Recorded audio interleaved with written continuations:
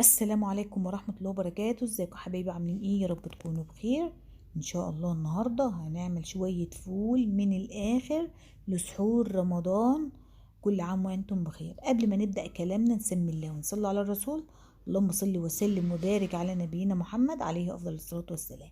يلا نعمل احلى شوية فول زبدة بطعم جميل جدا ولون زي ما حضراتكم شايفينه كده. احلى لون. معايا نص كيلو فول طبعا منقوعين من بالليل، مغسولين غسلة حلوة. معايا كوباية من الغلة، معايا كوباية من العدس الأصفر، كل ده طبعا منقوع، والغلة منقوعة من بالليل. معايا ربع فول مدشوش منقوع بردك من بالليل. معايا جزراية وطماطماية مبشورين، وعصرة ليمونة كاملة. هنحط طبعا القشر بتاعها هيستوي معاه ومش هيمرر خالص. واللي هيخلي معاكي الفول زبدة معلقتين الزيت اللي انا حطيتهم دول.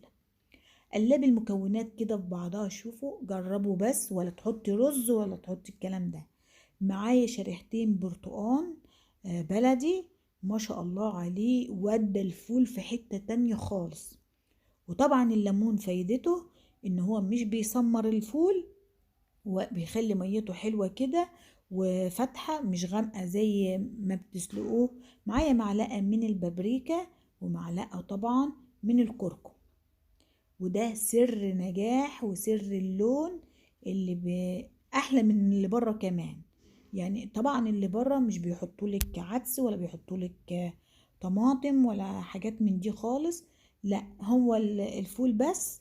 وبيحطولك الوان صناعية وشوية قد كده. الكبشة ب5 جنيه. تعالي اعملي حلة فول بنص كيلو فول هيكفيكي طول الشهر. شوفوا جمال. طبعا واحنا حطينا المية سخنة عليه، شوفوا الجمال، حاجة كده. شوفوا ريحته كانت جميل. طبعا احنا مش هو كده ما شاء الله استوى، بس احنا عايزينه يستوي اكتر. عايزين الحاجات دي تختفي من الفول خالص، زي الجزر والطماطم والعدس والحاجات دي. يلا هنغطي عليه ونوربي عليه كده عشان طبعا ما يفرش ويغرق لك البوتاجاز. اللي وصل معايا الفيديو لغاية هنا ما ينساش يفعل زر الجرس واشترك في القناة ليوصل لكم كل جديد. شوفوا لون الفول، في لون فول كده انتوا بتشتروه. والله والله جربوا الطريقة هتعجبكم، وكفاية ريحته الجميلة. وشوفوا فول مزبد حاجة كده من الآخر. ليه تشتريه من بره؟ على الأقل انت هتنقيه وتنضفيه وتغسليه كويس. هنغطي عليه كده وورب الغطا علشان طبعا ما يفرش على البوتاجاز. وشوفوا بعد ما استوى بقى، قعد 3 ساعات. انا غليته في الاول وبعد كده وطيت النار زي الصهار كده. شوفوا الجمال. يلا بقى، حابة انتي تضربيه المجموعة كلها في الخلاط، حابة تعبيه في كيس كده بعد ما يبرد، حاجة ترجع لك. انا طبعا هضربه وهو في الحلة كده علشان ساعة الاستعمال يبقى جاهز على طول. محتاجش ان هو اقعد اضرب واعمل، تبقى جاهز على طول للسحور. هنشيل طبعا الليمونة اللي احنا حطيناها كده. وطبعا شوفوا بقى البرتقانة اللي انا حطيتها اختفت خالص. بس طبعا ان انت تنضفيها من البذر حاجة كده. شوفوا لون الفول زبدة. حد يسيب الجمال ده ويروح يشتري من بره؟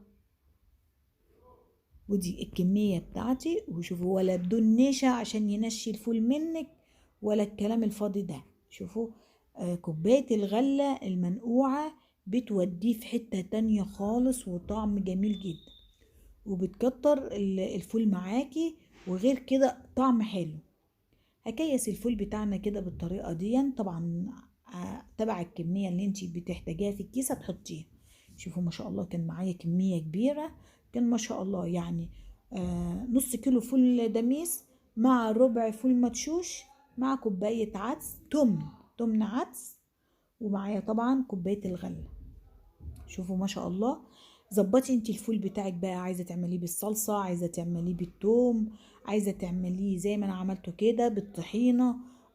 ومعلقه الزبده دي بقى جربي كده انك تحطي معلقه زبده على الفول، بيوديكي في حته تانية.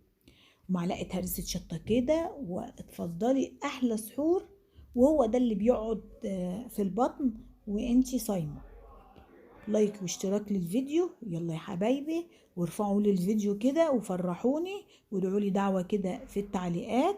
ودي كمية الفول ما شاء الله عليها، لما نحطها في الديب فريزر واستعمليها زي ما انت عايزة. شوية فول من الاخر، مزبدين كده وحاجة كده من الاخر. شوفوا الجمال. وده كان فيديو النهاردة يا حبايبي، واشوف وشكم على خير ان شاء الله.